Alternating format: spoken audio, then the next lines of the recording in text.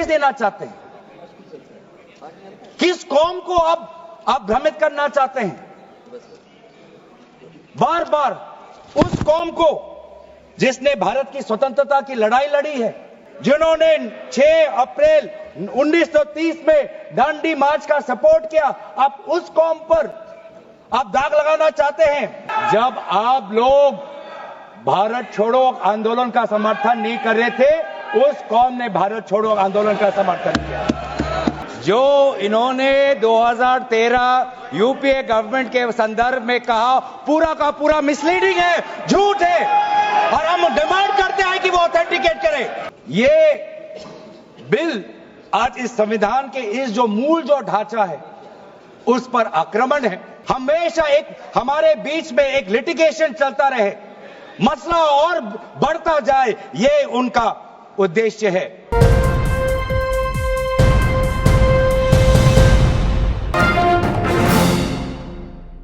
जो इन्होंने 2013 UPA government के संदर्भ में कहा, पूरा का पूरा मिसलीडिंग है, झूठ है, और हम डिमांड करते हैं कि वो ऑथेंटिकेट करें। हम डिमांड करते हैं ऑथेंटिकेट करें। इसीलिए बार बार इन्होंने आरोप लगाए, बार बार इन्होंने भ्रम फैलाया। आप इसीलिए हम भी अपनी बात रखेंगे, कृपया आप भी सुनने का धैर्य रखिए। अध्यक्ष महोदय, मेरा भी सौभाग्य है कि पिछले सदन में मैं अयोध्या राम मंदिर पर अपने पार्टी का मैंने अपना व्यू, अपने पक्ष रखा, और आज वक्फ संशोधन 2025 पर अपनी दल का और विपक्ष की तरफ से अपना पक्ष रखा।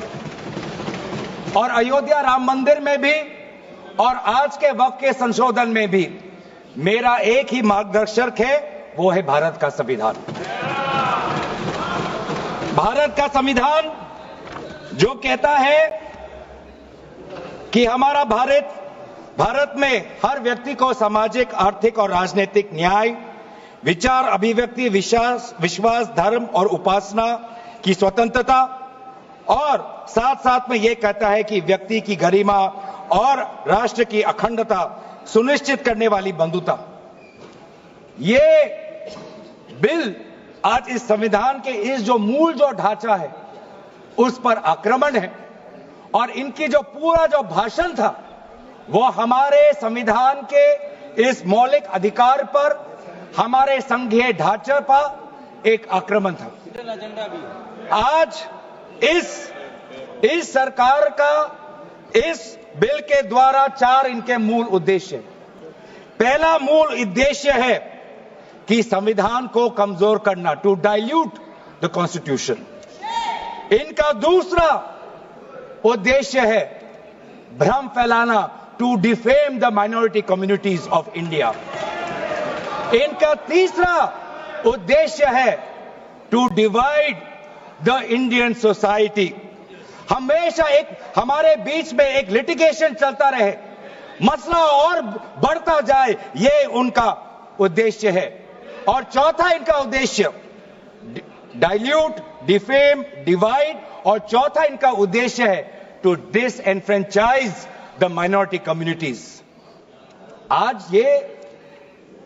आज माइनॉरिटी कम्युनिटीज के प्रति अपनी संवेदना जता रहे हैं।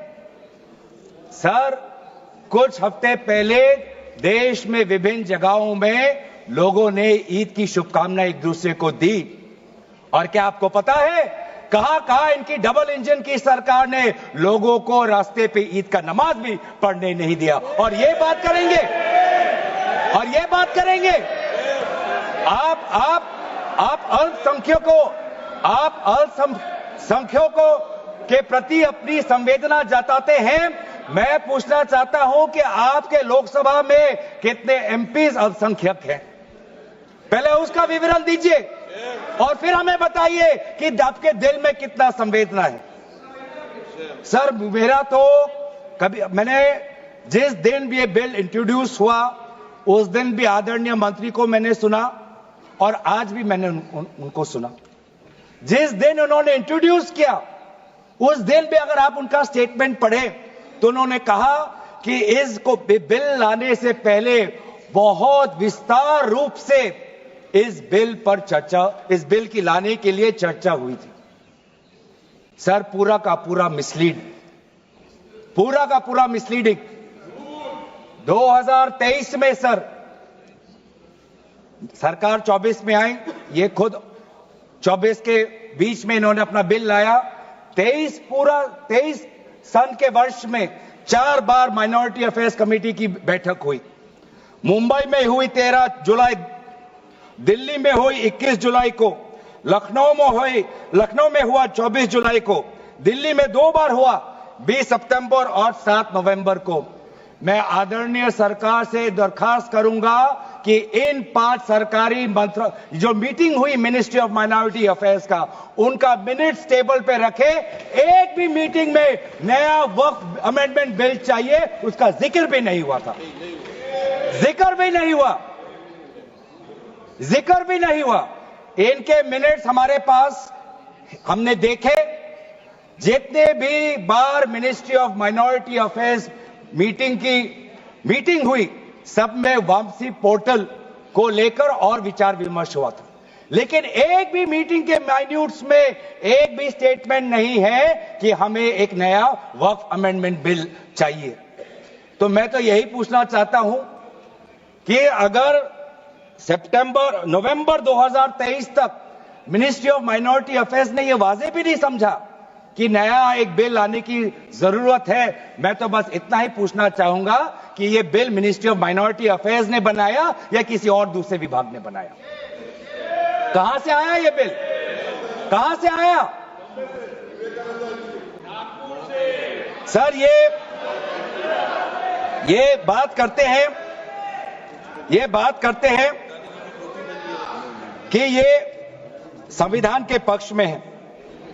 किस प्रकार से ये संविधान के विरोध में है सर, मैं बताना चाहूंगा। आर्टिकल, इसका जो क्लॉज 3RA है और 3R1 है। इसका 3RA क्या है सर? 3RA ये कहता है any person showing or demonstrating that he is practising Islam. देखिए सर, आज देश में अल्पसंख्यकों की ऐसी दशा हो गई कि आज सरकार को अपना धर्म का सर्टिफिकेट देना पड़ेगा। कितनी दुख की बात है कि भारत नहीं है, क्या बात कर रहे हो, हिंदू थोड़ी है। भारत एक सनातन धर्म का एक देश, 7000 पुराना, उससे भी पुराना ये देश, जिसमें हर धर्म और हर संस्कृति, हर परंपरा को हम सम्मान करते हैं। आज सरकार को ये हमें सर्टिफिकेट देना पड़ेगा कि हम किस धर्म को हम विश्वास रखते हैं। क्या ये दूसरे धर्मों से इस प्रकार का सर्टिफिकेट मांगेंगे कि आपका 5 साल हुआ या नहीं हुआ? ये सिर्फ इसी बिल में क्यों? ये संविधान के विरोध में नहीं है, ये आर्टिकल 26 के विरोध में नहीं है। सरकार क्यों धर्म के इस मामले में दखलंदाजी कर रही है कि आप इस धर्म का आप विश्वास करते हो कि नहीं हो, उसका पहले मुझे सर्टिफिकेट दो? ये किस प्रकार का न्याय बना रहे हैं? ये किस प्रकार का कानून हम बना रहे हैं? 3R1 क्या कहता है सर? इनका 3R1 जो आज इन्होंने हटा ही दिया है, 3R1 कहता है a waqf by user but such waqf shall not cease to be a waqf by reason only of the user having ceased irrespective of the period of such cessation. ये इसकी हटाने की क्या जरूरत थी सर?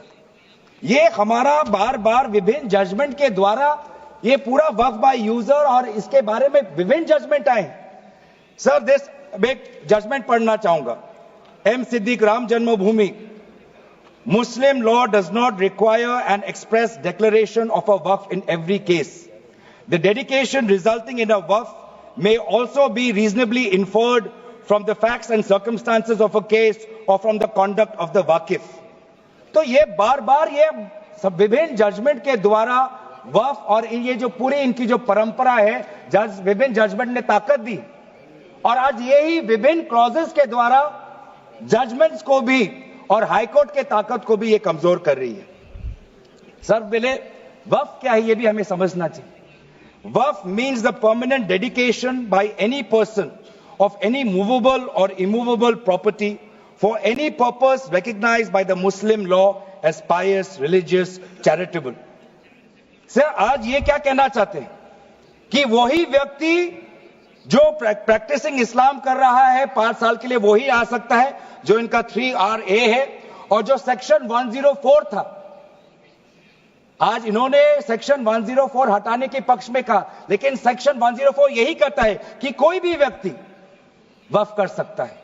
तो यही तो हमारा सेक्युलर नेचर है कि कोई भी व्यक्ति अब वक्फ कर सकता है। अब ये जो अधिकार है एक व्यक्ति का, आप उस अधिकार को आप क्यों छीन रहे हो? सिर्फ ऑप्टिक्स सर, इनको बाहर दिखाना है कि हम ये बहुत बड़ा काम कर रहे हैं। क्या इन्होंने कहा कि क्लॉज 9C में ये कहते हैं कि 2 महिला को हम ये इंक्लूजन कर रहे हैं? ये पहले भी था सर। अगर आप 1995 एक्ट पढ़े तो ये पहले भी था, उसमें ये भी था कि 2 से ज्यादा सदस्य महिला हो सकती थी। इन्होंने तो 2 पे ही कैप कर दिया। ये पहले से ही था, ये सिर्फ दिखावा। और इनका 3 और 4 में जो ये विशेष रूप से विडो, डिवोर्स वुमन और ऑर्फन की बात करते हैं, ये पहले भी था सर। ये पहले भी जो 3R है जिसमें वेलफेयर की उल्लेख है, उस वेलफेयर एंड अदर पर्पसेस में window, divorce woman and orphan पहले से ही उसमें समा जाता है। लेकिन इनको भ्रम फैलाना है, इनको भ्रम फैलाना है कि वर्तमान का जो एक्ट है वो महिलाओं के खिलाफ है। इनको भ्रम फैलाना है कि वर्तमान में महिलाओं को कोई भूमिका नहीं मिलती, ये इनका काम है। लेकिन कानून में सर पहले से ही ये सारे प्रावधान है, वो चाहे किसी विधवा का संरक्षण हो या महिलाओं को और समर्थन देना हो। सर रिफॉर्म की बात करते हैं सर, इनका क्लॉज 33 में जो रेवेन्यू आना चाहिए वो रेवेन्यू उन्होंने घटा दिया।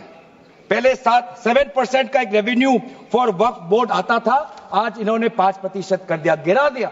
क्यों गिराया? क्या आप नहीं चाहते कि वक्फ बोर्ड और अच्छी तरीके से चले? आप नहीं चाहते कि उसमें नई टेक्नोलॉजी आए? अगर कहीं खामियां हुई भी है, माना कि कोई भी कानून इस देश का, कोई भी कानून परफेक्ट नहीं है, कोई भी कानून परफेक्ट नहीं है, माना कहीं कहीं प्रदेशों में खामियां हैं, वो चाहे केरल में हो, आंध्रा में हो, कर्नाटक में हो, पंजाब में हो, दिल्ली में हो, लेकिन सर आप चाहते हैं कि वो वक्फ बोर्ड, वक्फ ट्राइब्यूनल और अच्छी तरीके से चले, और ये चाहते हैं कि वक्फ बोर्ड वो और कमजोर हो, और इसीलिए जो रेवेन्यू वाला क्लॉज है 7% से 5% इन्होंने घटा दिया। मेरा सुझाव, हमारे तरफ से यह सुझाव है कि 7% से 5% घटाने के बजाय आप 7% से 11% और इस रेवेन्यू को और इंक्रीज करिए। आज ये बात करते हैं कि ये रिफॉर्म्स ला रहे हैं। क्लॉज 26 पढ़िए sir, section 52A, section 52 clause 26। Clause 26 में क्या लिखा है? In section 52A of the Principal Act, in subsection 1, for the words rigorous imprisonment, the words imprisonment shall be substituted. Dilute कर रहे हैं सर। पेरेंट एक्ट बोलता था कि रिगरस इम्प्रिजनमेंट हो, और अगर आप बार बार ये कह रहे हैं कि फलाना हो रहा है, धमकाना हो रहा है, तो आप इसको क्लॉज को क्यों कमजोर कर रहे हैं? सिर्फ भ्रम फैलाना है सर। मंशा इनकी कहीं और है। मंशा सर, मैं भी एक टिप्पणी देना चाहूंगा कि आज ये एक विशेष समाज के जमीन पर इनकी नजर है, कल समाज के दूसरे अल्पसंख्यकों के जमीन पर इनकी नजर जाएगी। आज ये बिल सिर्फ एक विशेष समुदाय के जमीन पर इनकी नजर है, कल दूसरे समुदायों के जमीन पर इनकी नजर जाएगी। बार बार ये बिल सर, इतना संशोधन की जरूरत है, ये मैं नहीं कहता कि संशोधन की जरूरत नहीं है। मंत्री महोदय ने बार बार इसका जिक्र किया कि ये बिल कितनी बार इसका संशोधन हुआ। इसकी शुरुआत आप जहां से भी पकड़े, आप 1810, 1817, उसके बाद 1954, 1984, 1995, सच्चर कमेटी, रहमान कमेटी 2003। संशोधन चाहिए सर, मैं नहीं कहता कि हम संशोधन के विपक्ष में नहीं, लेकिन संशोधन इस प्रकार का हो जिससे बिल का रूपायन, जिससे बिल और ताकतवर बने। और इन्होंने ऐसे संशोधन लाए हैं जिससे बिल से इस देश में और यहां पे समस्या बढ़ेगी और मसले बढ़ेंगे और लिटिगेशन होगा। सर ये इनका क्लॉज 40A पढ़िए सर, इनका clause 40A section 107 on and from the commencement of the Waqf Amendment Act 2025, the Limitation Act 1963 shall apply to any proceedings. Sir इससे पहले आप जितने बार भी आप इतिहास में जाए, हर बार, क्योंकि ये वक्फ, ये जो प्रक्रिया है, जब से हमारे देश में इस्लाम आया तब से ये प्रक्रिया चल रही है। बहुत से ऐसे कब्रिस्तान हैं जहां पे कोई पेपर्स नहीं है, कागज नहीं है, लेकिन जजमेंट है, जजमेंट इनके पक्ष में है। और आज बार बार हमने कहा है कि लिमिटेशन एक्ट इसको बढ़ाया जाए, क्योंकि ये प्रैक्टिकल एक समस्या है। लेकिन आज ये नहीं चाहते। क्यों?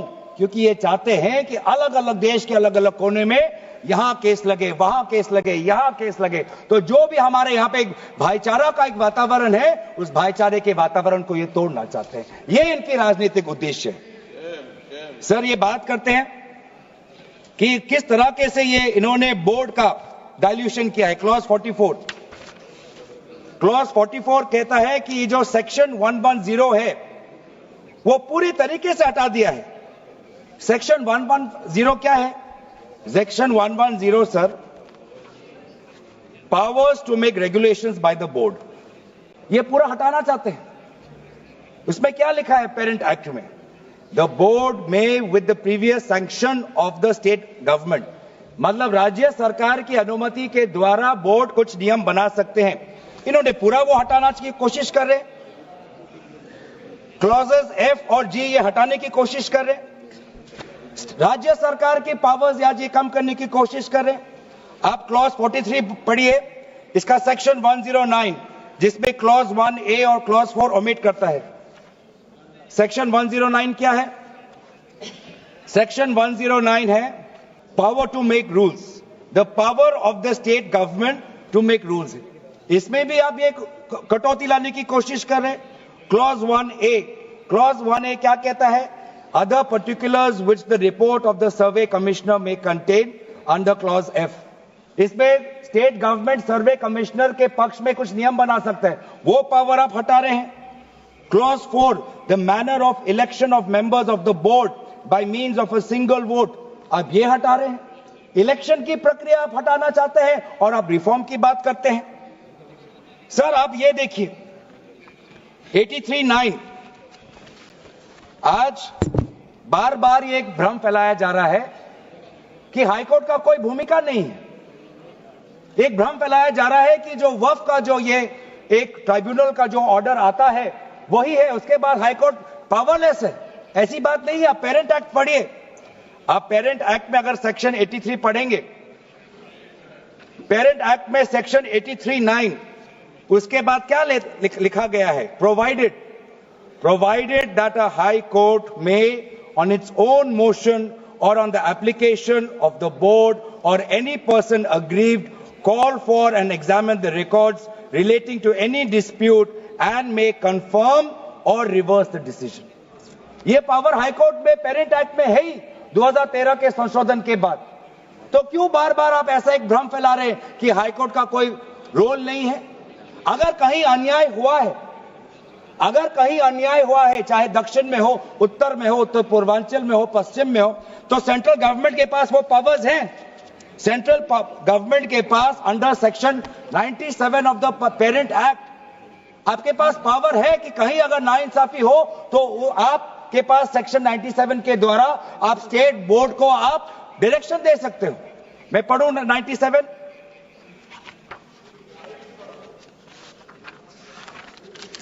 97, directions 96 for the power of the central government to regulate secular activities of Waqf, powers 97 directions by state government subject to any directions issued by the central government under section 96, the state government from time to time give to the board such general or specific directions as the state government thinks fit. मैं जानना चाहूंगा, आपके बहुत जगह आपकी double engine की सरकार है, बहुत जगह आपकी डबल इंजन की सरकार है, कहीं कहीं आपकी सहयोगी दल की भी सरकार है। आपने पिछले 10 साल में कितने बार इस सेक्शन 97 का आपने इसका इस्तेमाल किया? कहीं भी आप अगर नाइंसाफी हुआ तो कितने बार आपने सेक्शन 97 का आपने इस्तेमाल किया? उसका बोलिए, फिर जाके बोलिए कि ये जो पेरेंट एक्ट है ये कमजोर एक्ट है। पूरी ताकत दी हुई है, अगर कहीं गलती हुई है, कहीं सुधारना है, हमारी संवेदना है, वो चाहे केरला में मवम की बात हो, संवेदना है हमारी, पर आपके पास भी वो ताकत है। आपने कितने बार इस ताकत को आजमाया?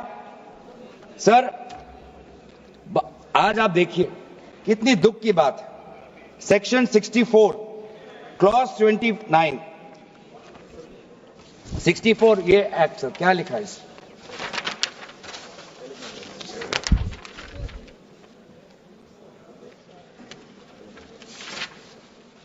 इसमें क्या लिखा है? न्यू एक्ट में section clause number 29L, clause number 29L में लिखा है कि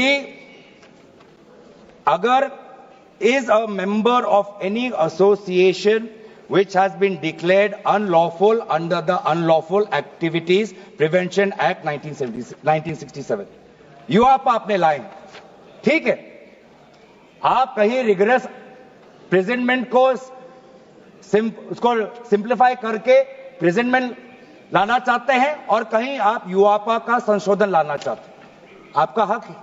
आप बस हमें इतना बताएं कि और कौन से स्टेट बोर्ड या और कौन से धार्मिक बोर्ड में आपने ये यूआपा का प्रोविजन आप लाने वाले हैं, या सिर्फ ये इसी बिल में है, या सिर्फ इसी बिल में है, या दूसरे में भी जो चैरिटेबल एक्ट्स हैं विभिन्न धर्मों के, विभिन्न स्टेट्स के, क्या उसमें भी यूआपा एक्ट आएगा या सिर्फ इसमें?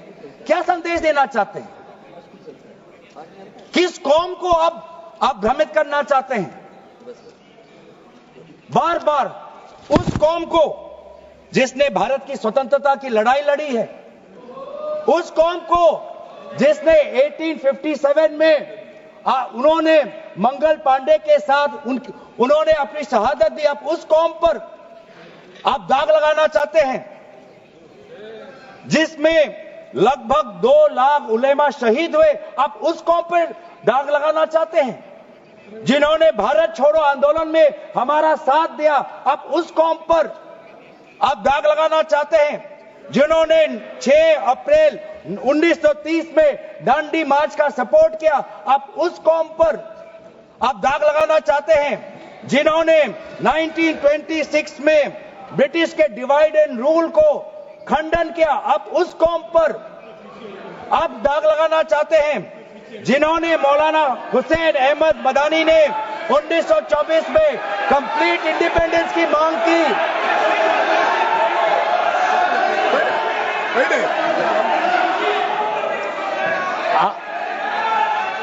जब आप लोग भारत छोड़ो आंदोलन का समर्थन नहीं कर रहे थे, उस कौम ने भारत छोड़ो आंदोलन का समर्थन किया। जब आप लोग अंग्रेजों को मर्सी पिटीशन लिख रहे थे, वो माल्टा में 3 साल और इजिप्ट में उन्होंने शहादत दी। आप किस कौम पर दाग लगाना चाहते हो जिन्होंने 1924 में जिन्ना के 2 नेशन की थियरी को पूरी तरीके से नकारा, आप उस कौम पर लगा रहे हो? सर, यही है इनका डिवाइड एंड रूल, यही है इनका डिवाइड एंड रूल। बहुत लोग पूछते हैं सर हमारा राष्ट्रवाद क्या है? सर, हमारा राष्ट्रवाद, nationalism for us is being United in our shared love for our Bharat Mata and the mutual respect for her culture, language, dress, food and religion. It is the love for our national flag, the Tiringa, जिसकी सम्मान आपने नहीं की थी. It is the sacrifice of the Indian freedom movement, जिसमें आपने भाग नहीं लिया. It is our thirst for knowledge to seek excellence with limited resources, to be creative, to have the courage, to acknowledge the injustice of the past and have the wisdom to build new bridges. ये है हमारा राष्ट्रवाद और ये राष्ट्रवाद आज हमारे संविधान में उल्लेखित है। तो सर बार बार ये सरकार कहती है ये माइनॉरिटीज के पक्ष में है, लेकिन जब अमेरिका से माइनॉरिटी कमीशन का रिपोर्ट आता है कि माइनॉरिटीज के साथ नाइंसाफी होती है तो इनको दुख होता है। जब यूएस का रिलीजियस कमीशन का रिपोर्ट आता है तब इनको दुख होता है। सर बार बार ये जो ऑप्टिक्स की बात कर रहे हैं, ये क्लॉज 42 सेक्शन 108A इन्होंने डिलीट कर दिया है। ये कहते हैं कि कैसे ओवरराइडिंग प्रिंसिपल कैसे आ सकता है। मंत्री महोदय को ओवरराइडिंग प्रिंसिपल से आपत्ति है।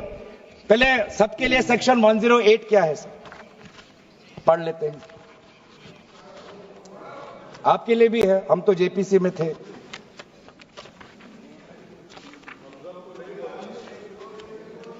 और सर जेपीसी में भी सर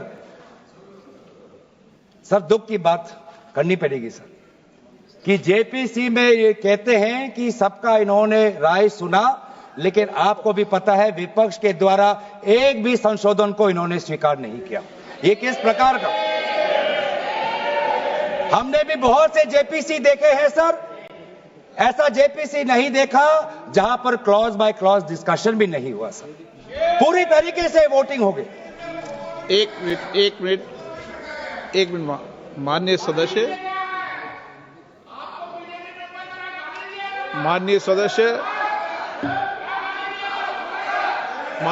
इतना ध्यान रखें कि जेपीसी भी संसद का भाग होती है, इसलिए उसका भी ध्यान रखें। सर इन्होंने जेपीसी की बात की, अगर इन्होंने ये नहीं करते कि जेपीसी में बहुत विस्तार रूप से चर्चा हुआ तो मैं भी नहीं करता।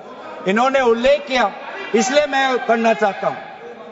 इन्होंने उल्लेख किया कि बहुत से लोग आए जेपीसी में सर, ऐसे भी लोग आए जिनको वक्फ को लेकर उनका कोई जानकारी भी नहीं थी, कोई जानकारी नहीं थी सर, ऐसे भी आए सर। जेपीसी के मुद्दे हम बार बार हमने स्पीकर को चिट्ठी के द्वारा अवगत किया है, इसलिए हम उठा रहे हैं सर। इसमें 108A ये हटाना चाहते हैं जिसमें power to have overriding effect, लेकिन ये जो प्रिंसिपल है ओवरराइडिंग का सर, ये आज भी विभिन्न स्टेट एक्ट्स में ये है।